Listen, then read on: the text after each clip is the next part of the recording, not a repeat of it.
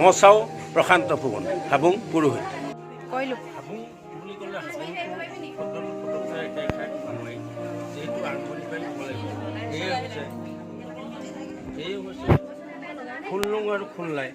দুয়োটা ভাই ককাই আৰু খুনলাই 7 নম্বৰ ল'ৰাই হ'ল চৌলুং চুকাফা তিনিও ভৈয়ামলৈ বুলি আহিছিল কিন্তু য'ত মুংমাও মুংলি মুংৰাম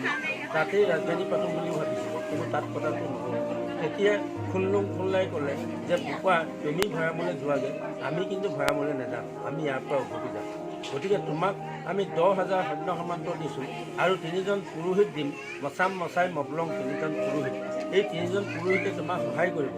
এই বুলি তেওঁক 10,000 সৈন্য লগত দিছে আৰু এটা কথা কৈছে যে ভৈয়ামত কেইটামান জাতি আছে সেই জাতিকেইটাই হৈছে কি বড়ো মিচিং লছাই চিংকু ওকা টকলা তিৱা মিৰি মিচিমি নগা এই জাতিকেইটা তুমি যুদ্ধ নকৰিবা সিহঁতৰ লগত মৰমেৰে আঁকোৱালি লৈ তুমি বৰ অসম কৰিবা অৰ্থাৎ ধুমধুম চুমধাম কৰিবা এই বুলি তেওঁক পঠাই দিলে তেওঁ আহি এটা পৰ্বতত উঠিছিলে পৰ্বতটোৰ নাম আছিলে দৈতাং পৰ্বত তাতে উঠি ভৈয়ামৰ ফালে চাইছিলে তলৰ ফালে কোনফালে গ'লে ভৈয়াম পাম কিন্তু কেনিও পথ দেখা পোৱা নাছিলে তেতিয়া লগত অনা কুকুৰাটোকে মচাম মচাই মবলং 3জন পুৰোহিতক দায়িত্ব দিলে যে তাইটো পাতচি কৰি মঙল পাতি চাই মোক তললৈ যোৱা পথ নিৰ্দেশনা দিব লাগে আৰু সেইমতে মঙল পাতি চোৱা হ'ল পণ্ডিতসকলে পূজা আৰম্ভ কৰিলে আৰু তাইটো পাতচি কৰা হ'ল তেতিয়া পথটো দেখা পায় সেইমতে হাবি জংঘল কাটি আহি তেওঁলোকে আহিলে কিন্তু এইখিনিতে এটা কথা যে পৰ্বতটো দৈতাং পৰ্বতটো যেতিয়া নেকি কাইটো পাতচি কৰা হ'ল কাই মানে হ'ল কুকুৰা পাত মানে বলি দিয়া তাৰ কাৰণে পৰ্বতটোৰ নাম হ'ল পাতকাই পৰ্বতটোৰ নাম বদলি হ'ল তাৰপাছতে তেওঁলোক আহি এই জেগাডোখৰ পালেহি ইয়াতে দেখিলে যে চাৰিওফালে বহল আৰু ওখ ঠাইটোক টাই ভাষাত হাঁহ বুলি কয় আৰু চাৰিওফালে দ ঠাই দুটা ছাইড কহা নদী আগুৰি আছে এটা ছাইডত নেৰ বিল আছে এটা ছাইডত বটুৱা বিল আছে গতিকে চাৰিওফালে দখিনিক বুং বুলি কয় টাই ভাষাত বুং বুলি কয় সেইকাৰণে নামটো হ'ল হাবুং গতিকে এই হাবুংখনতে তেওঁ যিখিনি ওখ জেগা সেইখিনিকে চাৰিও বান্ধি গড় মাৰি ৰাজধানী পাতোঁ বুলি 285 বিঘা মাটি তেওঁ চাৰিও বান্ধি বাহিৰৰ গড় আৰু ভিতৰৰ গড় দুটা মাৰি তেওঁ এই মাজতে য'ত বৰ্তমান মন্দিৰটো তৈয়াৰ হৈছে তাতেই তেওঁ ভেটিটো তোলাই বুঢ়ী আইতাকে এটা বস্তু দিছিলে চুমদেউ নামৰ বিগ্ৰহ দিছিলে যে তুমি য'তে বাস কৰিবা তাতে এই মূৰ্তি তুমি পূজা কৰিবা এই বুলি চুমদেউৰ মূৰ্তি তাতে বহুৱাই লৈছিলে বহুৱাই লৈ পূজা পাতল কৰিছিলে এনেকৈ তেওঁ এইফালেদি আকৌ 10,000 সৈন্য সামন্তই গা ধুবৰ কাৰণে গাঁওফালে এটা গা ধোৱা পুখুৰী খান্দিলে আৰু সেই পুখুৰীটো এতিয়া কালিকা লগা পুখুৰী বুলি খ্যাত হৈছে এইকাৰণেই খ্যাত হৈছে যে পুখুৰীটো ফাগুন চ'তত পানী শুকাই যায় আমাৰ হাবুং পৰিচালনা সমিতিয়ে সেই পুখুৰীটো JCB লগাই খান্দিম বুলি এতিয়ালৈকে 9বাৰমান JCB নিছিলে কিন্তু JCB ওচৰলৈ নিব নোৱাৰে আধা বাটত বন্ধ হৈ যায় আৰু ড্ৰাইভাৰে বেছি চেষ্টা কৰিলে ড্ৰাইভাৰটো হাত ভৰি অকামিলা হৈ যায় গতিকে আজিও সেই পুখুৰী খান্দিব পৰা যায় আনফালে সোঁ চাইডে 3জন মচাম মচাই মবলঙৰ এজনৰ মৃত্যু হৈছিলে মৃত্যু হোৱাত আহোমৰ এটা নিয়ম আছে যে মানুহজন মৰিলে ঘৰটো ধৰি পখালিহে বাকচত ভৰাই মৈদাম দিয়ে তাৰ কাৰণে সেই সোঁফালে এটা হৰদোৱা পুখুৰী খান্দিলে আৰু পাৰতে সেই মৈদামটো আছে এই ধৰণে চুকাফাই পূজা পাতল কৰি ইয়াতে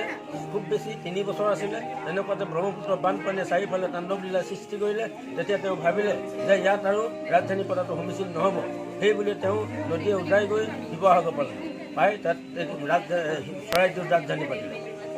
কিন্তু হাবুংখন এনেকৈ হাবি জংঘলে আবৃত হ'ল তাৰপাছতে পাহাৰৰ পৰা আৱৰবিলাক আহিছিলে তেওঁলোকে ইয়াত জংঘল কাটিছিলে তেওঁলোকেও ইয়াতে এফাল তেজ বমি কৰি মৰিলে এফাল পলাই গৈছিলে